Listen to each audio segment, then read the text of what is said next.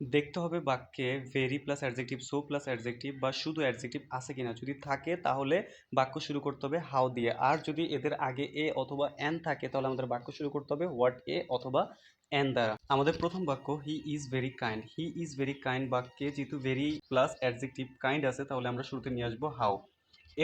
এরপর বসবে টোটাল দুইটা অংশ।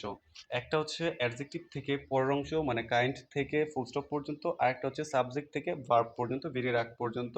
তাহলেই আমাদের বাক্যটা অ্যাসার্টিভ টু এক্সক্লামেটরি হয়ে যাবে।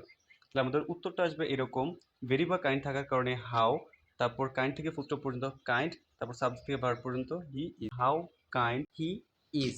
আমাদের ২ নম্বর বাক্য it is a beautiful garden. এখানে বিউটিফুল সুন্দর অ্যাডজেক্টিভ, তার আগে এ আছে মানে শুধু অ্যাডজেক্টিভের আগে এ আছে, তাই আমাদের শুরুতে বসবে হোয়াট এ অথবা এন। এখানে আমরা বসলাম হোয়াট এ।